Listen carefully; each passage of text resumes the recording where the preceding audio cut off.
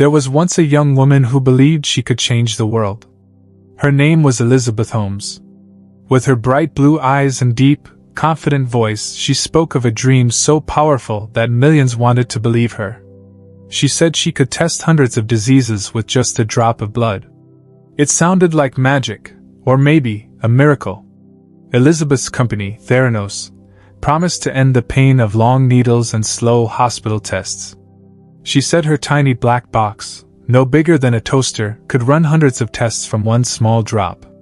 It was called the Edison machine. In the early 2010s, Silicon Valley was full of dreamers. Everyone wanted to be the next Steve Jobs.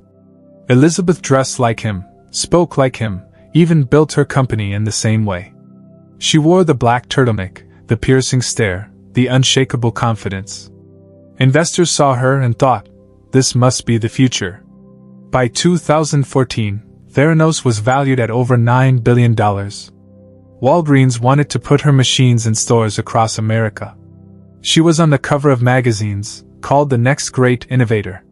But behind that shining image, something dark was growing. The machines didn't work. And those who tried to speak up found their voices quickly silenced.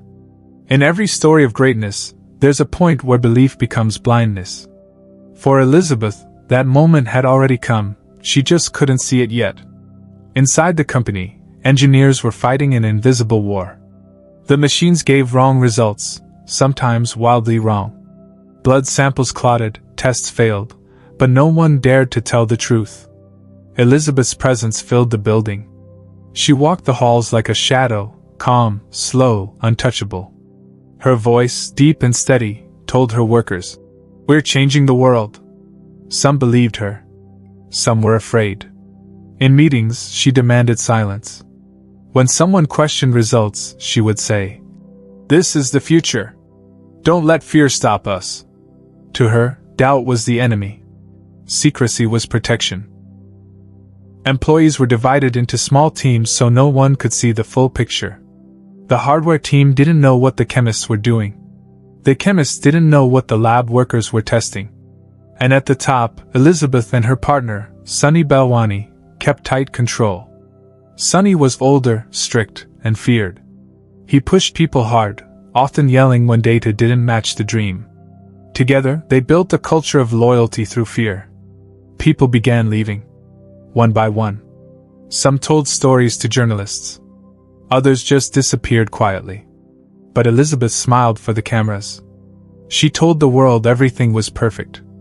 On stage, she said her device could detect cancer early, prevent heart attacks, and save lives.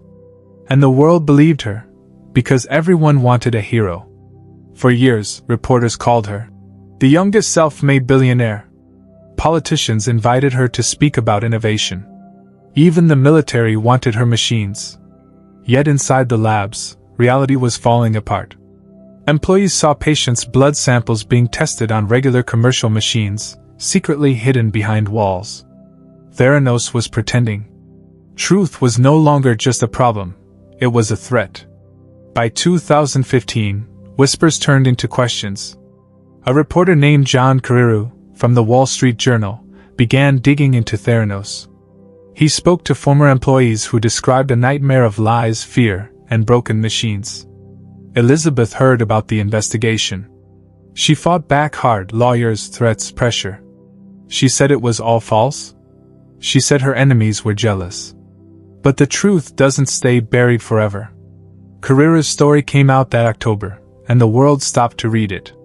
The article said Theranos technology didn't work, that most tests were done on normal lab machines, not the Edison device. The dream cracked open. Elizabeth went on television. Her voice was calm, her eyes steady. She said, "We know what we're doing." For a while, people still believed her. Some investors defended her, saying innovation always looks crazy at first. But inside, even the loyal ones began to wonder. Government regulators came next. They inspected labs, demanded records. What they found was worse than expected: wrong test results, missing data, false reports. Patients had been told they were sick when they weren't. Others were told they were healthy when they were in danger. Lives had been touched. Trust had been broken. Elizabeth kept saying they would fix it. But the illusion was already dying. The empire she built on belief was crumbling, and the fall would be slow, public, and merciless. In 2016, regulators banned Elizabeth from owning or operating a lab for 2 years. Walgreens cut ties. Partners fled. Investors wanted answers, but there were none that could save her. The company that once stood for changing the world was now a warning. Elizabeth told her team they would rebuild. But the lawsuits began to pile up. Investors, patients, even former friends turned against her. The world that once adored her now called her a fraud. In 2018, the U.S. government charged Elizabeth Holmes and Sunny Balwani with massive wire fraud for lying to investors, doctors, and patients. The charges said she had taken over $700 million while knowing the technology didn't work. Still, Elizabeth didn't plead guilty. She said she believed in the mission, that she never meant to lie. Her voice trembled as she said, "I wanted to help people. But belief is not truth.